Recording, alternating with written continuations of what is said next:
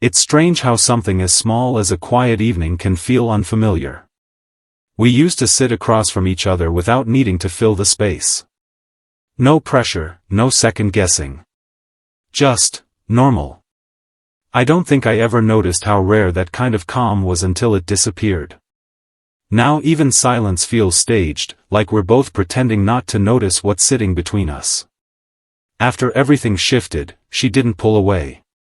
If anything, she moved closer. Too close. It started with things that looked good from the outside. Flowers showing up where I couldn't ignore them. Notes written in handwriting I used to find comforting, now suddenly too careful, like every word had been rehearsed. Plans made without asking me first, as if momentum alone could fix something neither of us was naming. People noticed. They always do.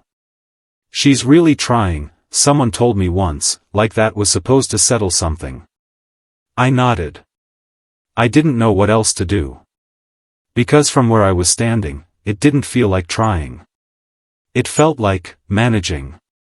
Like she was trying to outpace something that had already happened, something I hadn't fully seen yet but couldn't stop feeling. That's the part one can't explain very well. It wasn't one moment. Not at first.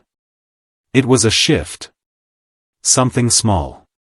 Easy to ignore if I wanted to. I remember one night in particular, not because anything dramatic happened, but because nothing did. She was talking about something ordinary, something I've probably forgotten now. I was half listening, the way you do when you feel safe enough to drift. And then I noticed it. Not what she said. Not even how she said it. Just the way it landed. Like there was a gap between her words and something underneath them. It didn't make sense at the time. I couldn't point to anything specific.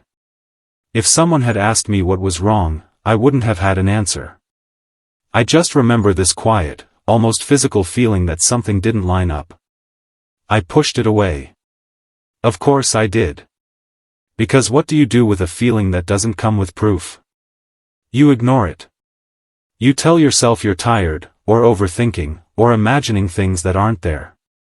You remind yourself of everything that's been good, everything that's been steady, everything that's never given you a reason to question it before.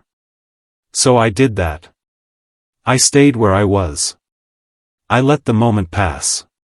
But something had already changed. It didn't go back to normal after that. Not really. I started noticing little things. Pauses that felt too long.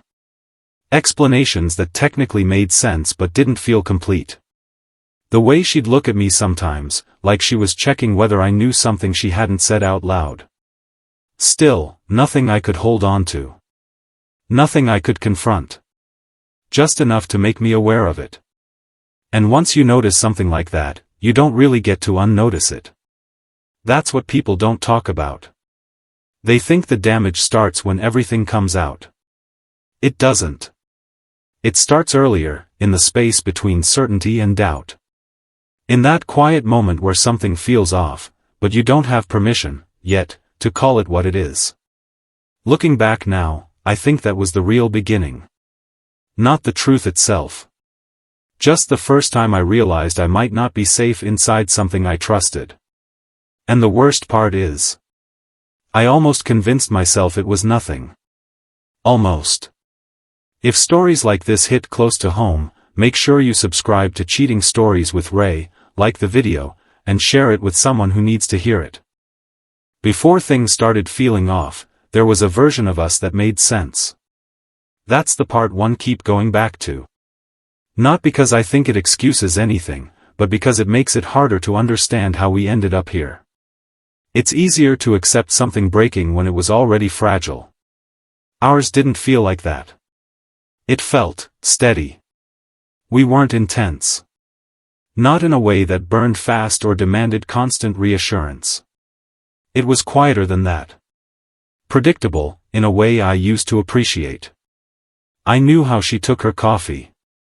She knew when I needed space without me saying it.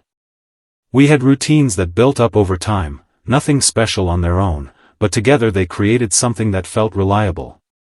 There wasn't a lot of drama. At the time, I thought that meant we were doing something right.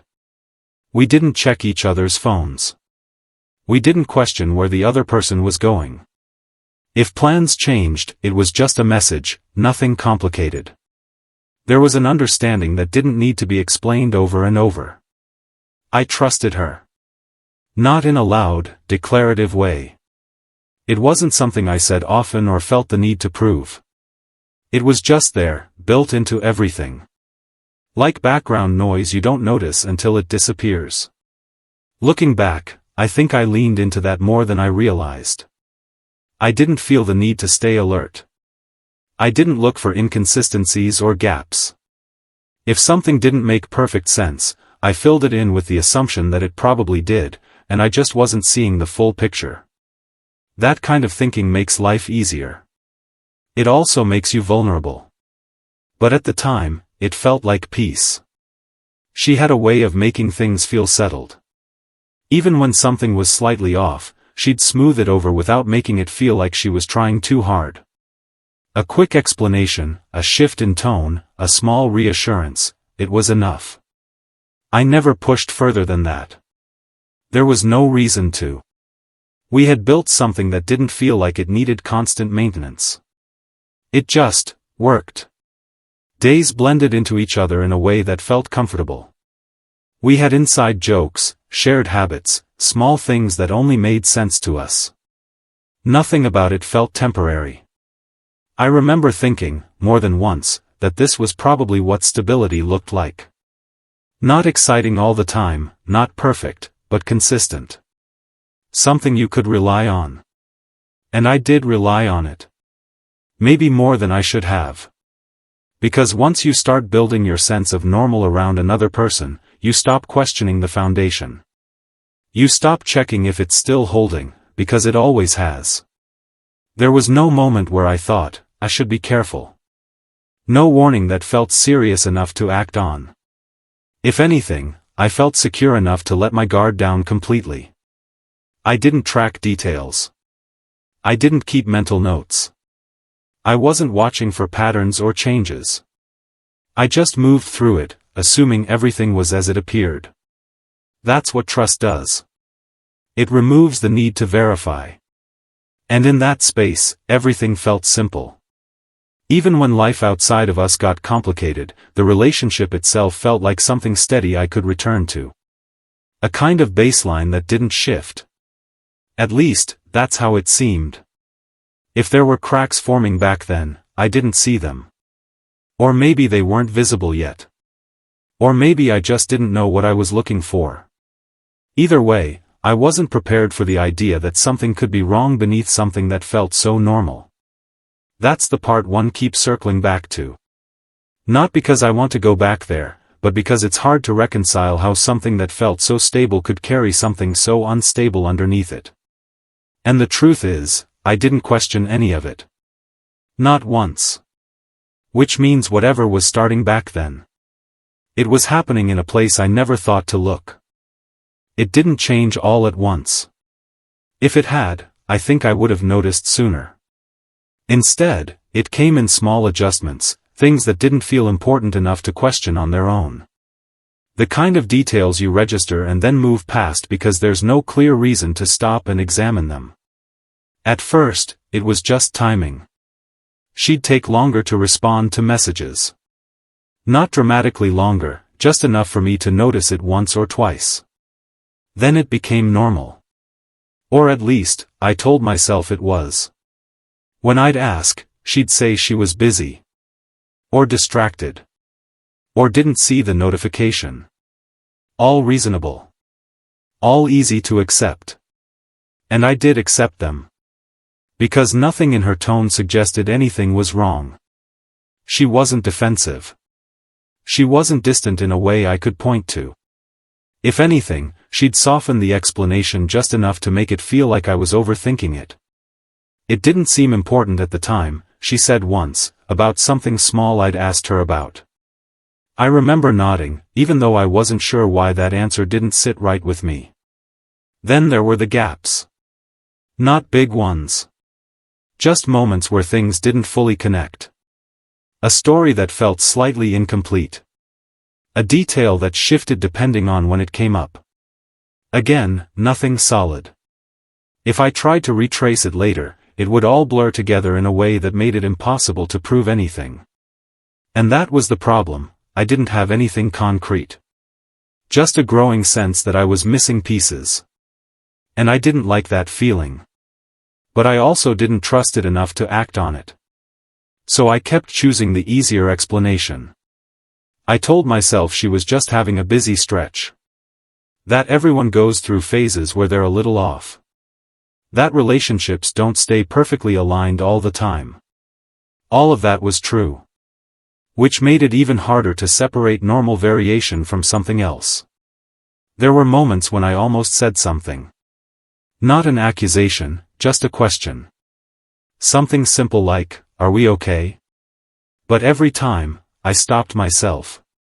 Because nothing had actually happened. And asking a question like that felt like introducing a problem that didn't exist yet.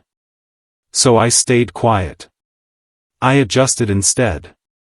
I started paying a little more attention, but not in an obvious way. It wasn't about catching anything. It was more like, trying to understand what I couldn't quite see.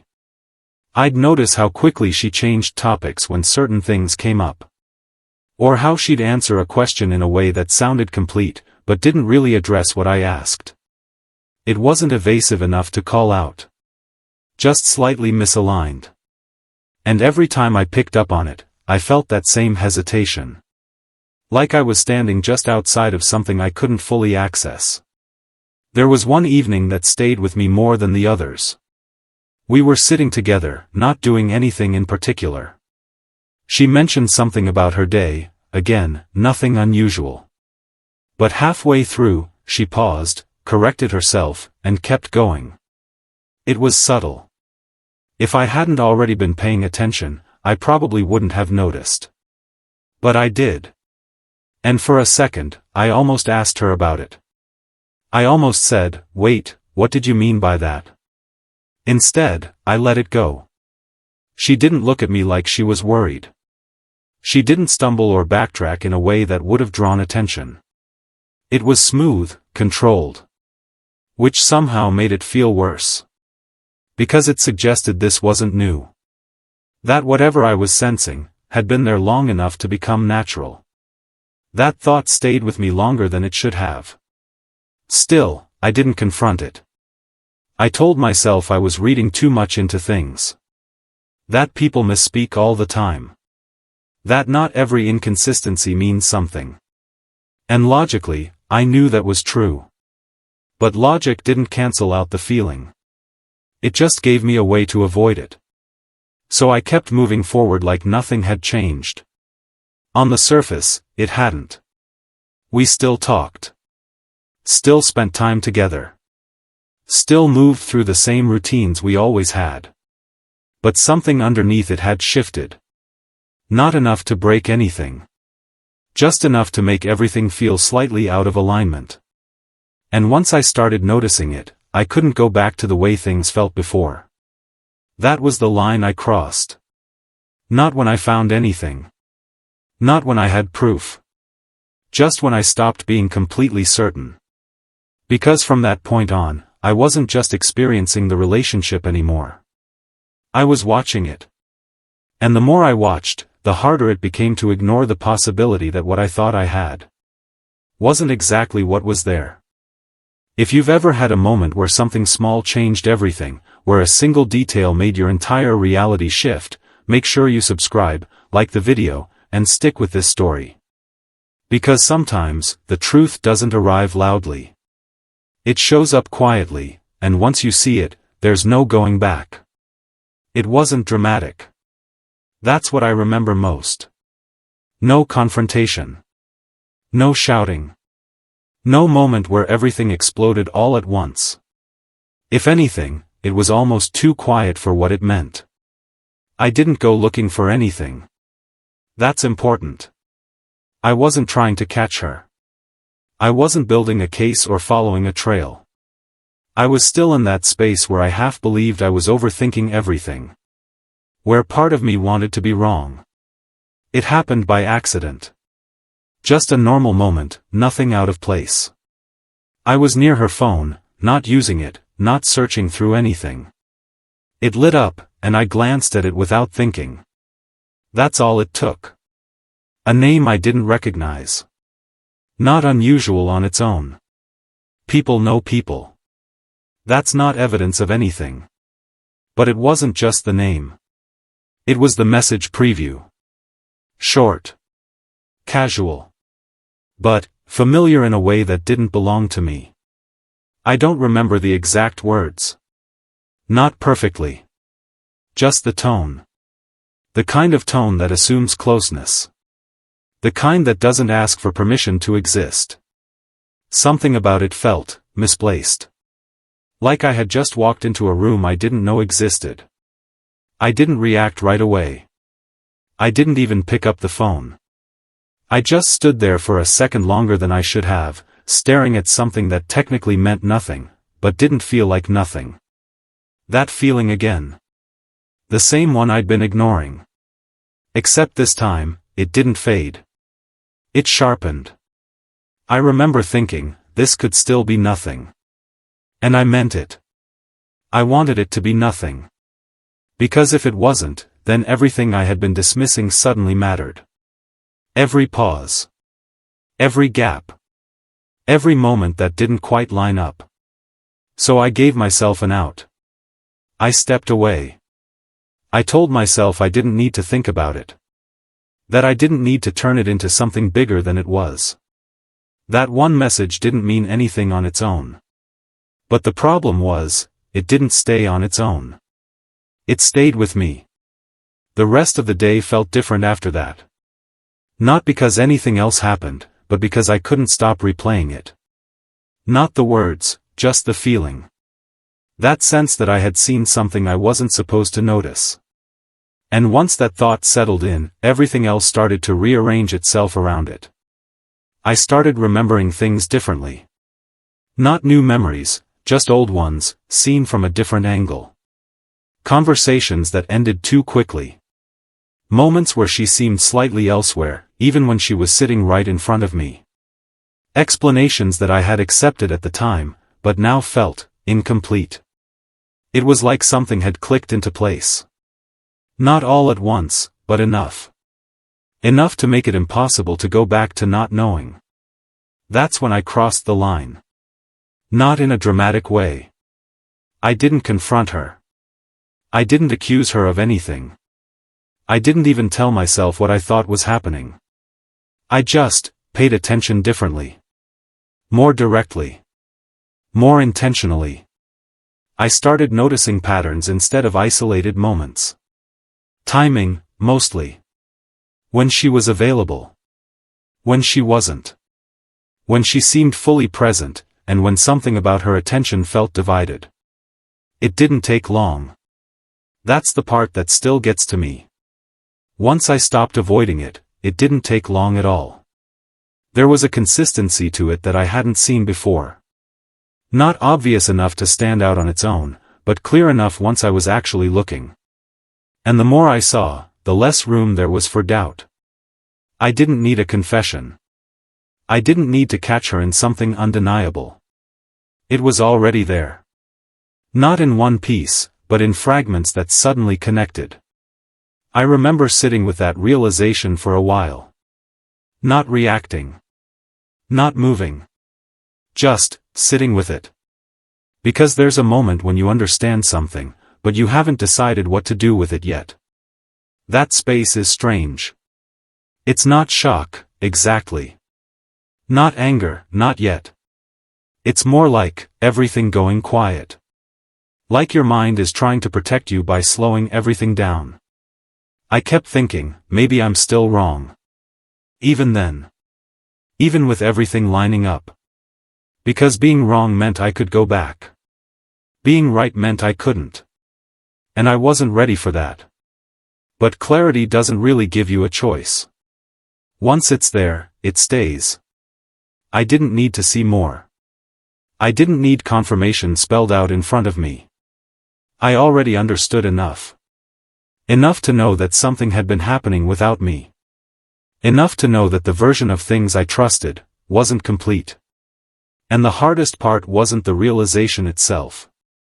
It was what came with it. That quiet shift where you stop asking, "Is this real?" and start asking, "How long has this been real?" Because that's when everything changes.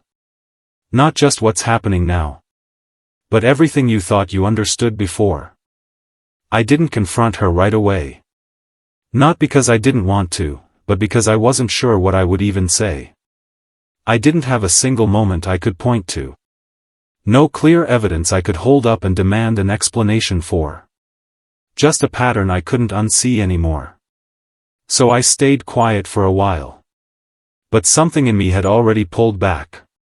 And I think she felt that before I ever said anything. It started subtly. She became more attentive. Checking in more often. Asking questions she hadn't asked in a while. Small things at first, the kind you might even appreciate if you didn't know what was sitting underneath them. "Are you okay?" she asked one evening. I remember pausing before answering. Not because I didn't know what to say, but because I didn't know how much she already knew. "Yeah," I said. "Just tired." She nodded like she accepted it, but something about the way she looked at me made it feel like she was measuring that answer. After that, it escalated. Not all at once, but quickly enough that it felt intentional. She started planning things again. Things we hadn't done in a while. Dinners, outings, little surprises that used to feel natural but now felt placed. Like they had a purpose. At first, I tried to receive it normally. I told myself maybe I had been distant too. Maybe this was her way of reconnecting, and I was just too caught up in my own head to see it for what it was. But the more it continued, the harder that explanation became to believe. Because it wasn't just effort. It was intensity. Flowers showed up one day. Not for any reason I could think of. Just there. Sitting in a place where other people would notice them. There was a note with them. Simple. Careful. Too careful. I read it more than once, trying to feel something I used to feel automatically. But all I could think was how different this was from before. Not better. Just louder. Then came the messages. Longer than usual. More expressive. Words that felt like they were trying to cover ground that had already been lost. "I appreciate you," she wrote one night. It should have felt good. It didn't. Because appreciation isn't something you announce out of nowhere. It's something that shows up consistently, without needing to be stated. And suddenly, it was being stated all the time. That's when people around us started noticing. They saw the gestures. The effort. The visible attempts to fix something they didn't fully understand. "She's really stepping up," someone told me. Another said, "You're lucky she cares this much." I didn't argue with them. I just nodded. Because from the outside, it probably did look like care. But from where I was standing, it felt like urgency. Like she was trying to get ahead of something before it caught up to her. And the more she tried, the more disconnected I felt from it. That was the part one didn't expect. I thought if she put in effort, it would help. That maybe I'd feel something shift back into place. But it didn't work like that. Every gesture came with a question attached to it. Why now? Why this much? Why does it feel like this is happening all at once? I couldn't separate what she was doing from what I knew. And because of that, none of it landed the way it was supposed to. There was one moment that made it clearer than anything else. She had planned something, nothing huge, just a night that was clearly thought out. Every detail lined up in a way that showed she had put real effort into it. At one point, she looked at me and said, "I just want us to be good again." Again. That word stuck with me. Because it assumed we had just drifted. Like this was something that happened naturally, something that could be reset if we both leaned into it. I didn't respond right away. Not because I didn't hear her, but because I didn't know how to explain that, again, wasn't something we could go back to. Not like this. Because whatever she was trying to rebuild, it wasn't the same thing that had been there before. And deep down, I think she knew that too. Which is why she kept trying to prove it instead of actually facing it. That's when it started to feel less like love. And more like damage control. The shift didn't happen in one big moment. It was quieter than that. But there was a point where everything she was doing stopped feeling confusing, and started feeling clear. Not in a way that helped. In a way that closed something. She told me about the trip like it was good news. A weekend away. Somewhere calm, somewhere different. She said it like it was a solution, like distance from everything else would somehow reset us. I thought we could just start fresh, she said.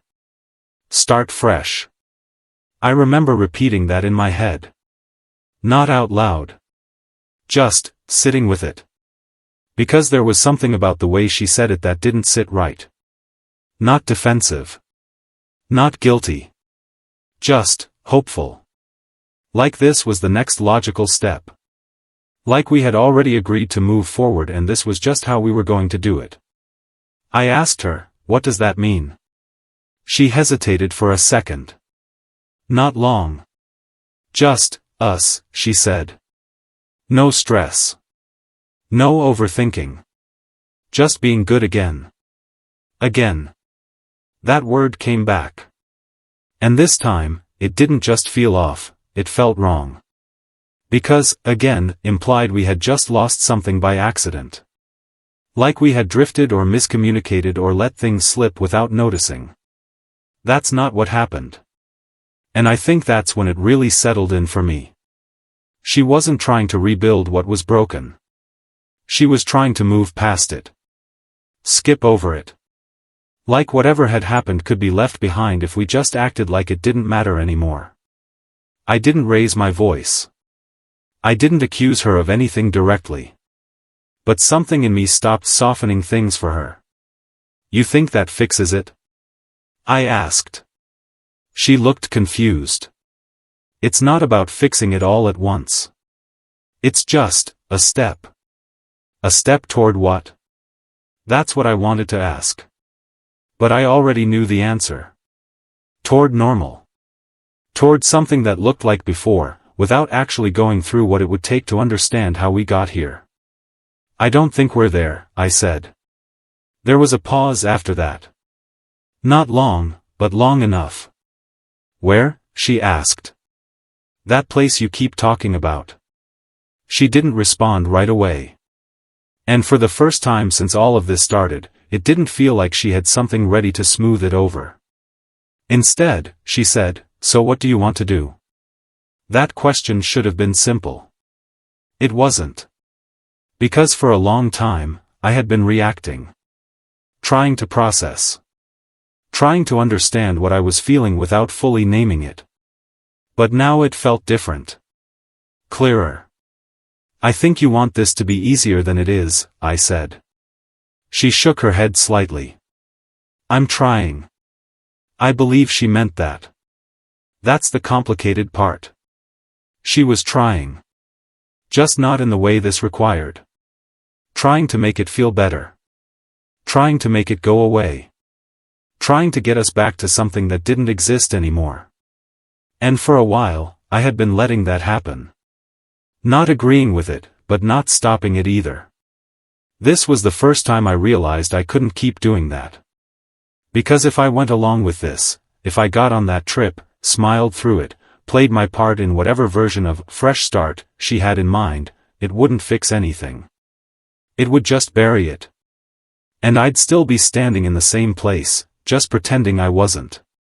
I don't think I can do that, I said. She looked at me like she didn't understand. Do what? Pretend we can skip everything in between. That landed. I could see it in the way her expression shifted. Not dramatically. Just enough. I'm not asking you to pretend, she said. But she was. Maybe not intentionally. Maybe not in a way she would have admitted. But that's what it was. A way around the hard part. Around the questions that didn't have easy answers. Around the time it takes to rebuild something that's been broken. And the more I thought about it, the more certain I became. There wasn't a shortcut here. Not one I could take without losing something else in the process. So I didn't agree to the trip. I didn't argue about it either. I just stepped back from it. And that was the moment I realized. I wasn't trying to fix us anymore. After that, things didn't end all at once. There wasn't a clear line where we both said, "This is over," and walked in different directions. It was slower than that. Quieter. But something had already broken in a way that didn't need to be announced. We kept existing in the same space for a while. Talking, but not really saying anything. Sitting near each other, but without that sense of ease we used to have. Every interaction felt measured, like we were both aware of something we weren't addressing directly anymore. She stopped planning things. I think she realized I wasn't going to meet her halfway in the way she wanted. The gestures faded. The messages got shorter. Not cold, just careful. Like she didn't know what version of me she was dealing with now. And the truth is, I didn't either. Because once you see something like that, once your understanding shifts, you don't go back to who you were before. Even if you try to act the same, it doesn't land the same way internally. Everything gets filtered through what you know. Or what you believe you know. That's the part people don't always see from the outside. They think it's about what happened. But it's also about what changes inside you after. I started pulling away in ways I didn't fully notice at first. Less conversation. Less effort to fill the silence. Less willingness to smooth things over just to keep things comfortable. Not out of anger. More like detachment. Like I had stepped outside of something I used to be fully inside. She noticed. Of course she did. "You've been distant," she said one night. It wasn't an accusation. Just an observation. "I guess," I said. I didn't elaborate. Because I didn't know how to explain distance that wasn't about space, but about perception. We were still right there. But it didn't feel the same. Nothing did. There were moments where it almost felt normal again. Small ones. A familiar exchange, a shared habit slipping back in for a second. But it never held. Because right underneath it was that awareness, always present, always reminding me that something had shifted in a way that couldn't be undone. And once that's there, it changes how you interpret everything. Her tone. Her words. Even her silence. I found myself questioning things I never would have questioned before. Not obsessively. Just, automatically. Like my mind had adjusted to a new baseline. That was exhausting in its own way. Not because I was constantly looking for something wrong, but because I couldn't stop seeing the possibility of it. Even when nothing was happening. That's when I understood that the damage wasn't just about what she had done. It was about what it did to me. How it changed the way I experienced the relationship. And maybe even relationships in general. People around us still saw what they wanted to see. They saw two people who hadn't broken up. Who still showed up together when it mattered. Who weren't fighting, weren't causing scenes, weren't making anything obvious. From the outside, it probably looked like we were working through something. Like we were figuring it out. I didn't correct them. It wasn't worth explaining. Because how do you explain that something is over emotionally, before it's over physically? How do you explain that you're still there, but not really in it anymore? That you've already accepted something ending, even if you haven't said it out loud yet? I think she held on to the idea that we were still in the middle of it. That we just needed time. And maybe, at some point, I believed that too. But the more distance I felt internally, the more I realized this wasn't a phase. It wasn't something we were moving through. It was something we were living with. And living with it didn't bring us closer. It just made the space between us more permanent. If you've ever been in a situation where something changed but no one else could see it, let me know in the comments. And if you haven't already, make sure to subscribe and like the video, because stories like this aren't always as simple as they look from the outside. I've had a lot of time to think about it since then. Not just about what happened, but about what it actually meant. Because at first, I kept focusing on the obvious part. The thing that changed everything. The part you can point to and say, that's where it broke. But the longer I sat with it, the more I realized that wasn't the whole story. What stayed with me wasn't just the betrayal itself. It was everything around it. The way it happened quietly. The way it built underneath something that felt stable. And especially the way it was handled after. That's the part that shifted how I see things now. Because I used to think effort was the same as care. That if someone showed up, if they tried hard enough, if they were willing to fix things after they went wrong, that meant something solid was still there. And maybe it does, in some situations. But not all. What I learned is that effort after the fact doesn't carry the same weight as intention before it. It just doesn't. You can't replace prevention with repair and expect it to feel the same. And I think that's where I got stuck for a while. Trying to reconcile those two things. She was trying. I could see that. But at the same time, there was a decision made at some point that went in the opposite direction of everything we had built. And those two things don't cancel each other out. They exist side by side. That's what made it hard. Because it wasn't simple. It wasn't just good or bad, right or wrong. It was both. There was care in what she was doing after. But there was also a lack of care in what she had already done. And I had to decide which one mattered more to me. Not to anyone else. To me. I think that's where people get divided on situations like this. Some believe what matters most is how someone shows up when things fall apart. Others believe what matters is what they chose to risk in the first place. I don't think there's a universal answer. I just know which one stayed with me. Because when I looked at everything honestly, I couldn't ignore the timing of it.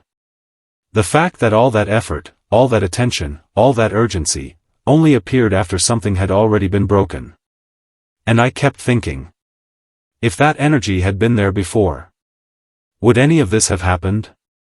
Or would it have been enough to protect what we had? I'll never know.